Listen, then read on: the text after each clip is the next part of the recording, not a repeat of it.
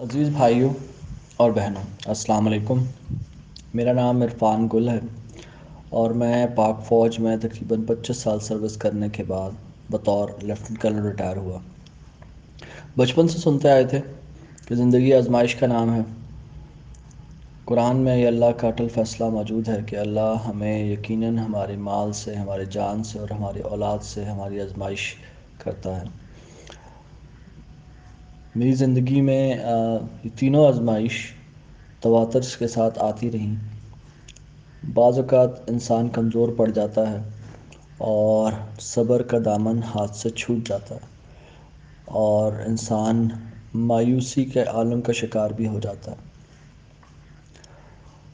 ہماری شادی کے تقریباً 15-16 سال بعد جب میرا پروموشن بورڈ ہوا، میں پروموٹ نہیں ہو سکا ڈسپائٹ اس کے کہ میرا بہت شاندار کیریئر تھا۔ تو ایک بہت بڑی آزمائش تھی۔ میری مسز اس کے ساتھ روماٹائڈ آرتھرائٹس کا شکار ہو گئی اور میری بیٹی بھی۔ تو میری مسز ہر وقت دوائیاں کھاتی رہتی تھی اور بستر پہ پڑی رہتی تھی، چلنے پھرنے سے بھی قاصر ہو گئی تھی۔ اور میری بیٹی اس طرح سے بیان کرتی کہ جب اس کے ہاتھوں میں درد ہوتا تھا تو اسے ایسا لگتا تھا جیسے اس کا ہاتھ کسی نے دروازے میں دے کے دروازہ زور سے بند کر دیا ہو۔ تو بڑا صبر آزما مرحلہ تھا ہماری پوری فیملی کے لیے۔ ایسے میں میری مسز کو اس کی دوست نے ڈاکٹر جاوید بابا کی طرف سے متعارف کروایا، ان کا ٹیلی فون نمبر دیا۔ میری مسز کی ڈاکٹر جاوید بابا کے ساتھ بڑی ڈیٹیل میں بات ہوئی۔ انہوں نے ہمیں ارم کاکی اور زارا کاکی سے متعارف کرایا۔ ارم کاکی نے ہمیں پہلی دفعہ دعا کرائی اور اس کے بعد سب سے پہلا کام یہ ہوا کہ ہمارے دلوں سے جو مایوسی کے بادل تھے وہ چھٹ گئے۔ دلوں کو جیسے اطمینان سے آ گیا۔ میری بیٹی کا روماٹائڈ آرتھرائٹس سرے سے غائب ہو گیا۔ آپ کو اگر پتہ ہو کہ یہ ایک کرونک ڈیزیز ہے جس کا کوئی علاج نہیں ہے، صرف پین مینجمنٹ ہے۔ اور میری مسز جو سارا دن دوائیاں کھاتی رہتی تھی اور بستر پہ پڑی رہتی تھی، ابھی وہ ماشاءاللہ بغیر دوائیوں کے شفایاب بھی ہے اور اپنے پیروں پہ بھی کھڑی ہے اور روزمرہ معمول کے کام بخوبی انجام دے رہی ہیں۔ میں پروموٹ نہ ہونے کی وجہ سے 25 سال سروس کمپلیٹ کرنے کے بعد ریٹائر ہو گیا اور اس کے بعد پھر جاب کی تلاش کا سلسلہ شروع ہوا۔ صلی الرحمن کی برکت سے ہمارے گھروں میں بڑی آسانی رہی، بڑی مشکلوں سے ہم درپیش نہیں ہوئے، اور اگر ہوئے تو بڑے پرسکون طریقے کے ساتھ اس پہ ہم صبر آزما رہے، اور اللہ نے مجھے بہترین نوکری کے اوپر دوبارہ سے لگا دیا۔ ہم اللہ کا جتنا شکر ادا کریں اتنا کم ہے۔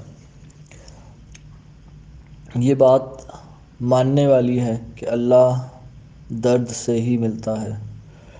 انسان جب خوشحال ہوتا ہے تو اللہ کی یاد سے غافل ہو جاتا ہے، اور یہ قرآن کے الفاظ بھی ہیں کہ جب ہم اسے آزمائش میں تکلیف میں ڈالتے ہیں تو وہ ہمیں پکارتا ہے، اور جب ہم اسے اس آزمائش سے نکال دیتے ہیں تو وہ پھر سے ناشکری کر بیٹھتا ہے۔ بے شک انسان بہت ناشکرا ہے۔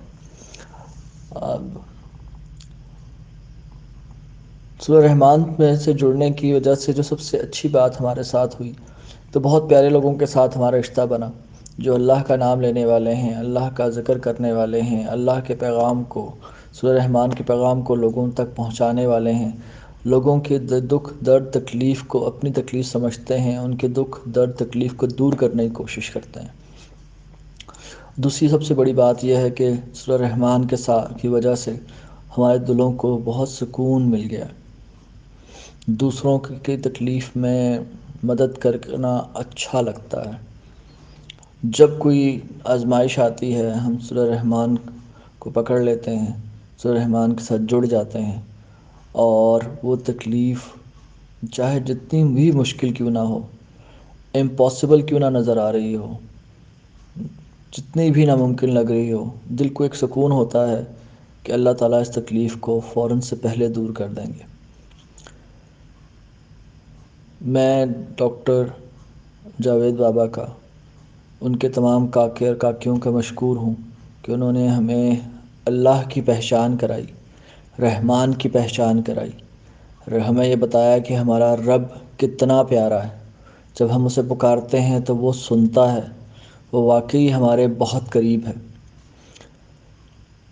اللہ تعالیٰ ڈاکٹر جاوید بابا کے اس مشن کو آگے لے کے چلے، سورہ رحمان کا یہ پیغام پوری دنیا میں پھیلے، اور جو لوگ دلوں کی جسمانی تکلیف میں مبتلا ہیں، اللہ تعالیٰ ان کو سورہ رحمان سے، اپنے کلام سے، اپنے ذکر سے، اپنی یاد سے، اس تکلیف سے، اس مشکل سے، اس آزمائش سے باہر نکالے، اور ہم سب کو توفیق دے کہ ہم سورہ رحمان کا یہ پیغام لوگوں تک پہنچاتے رہیں۔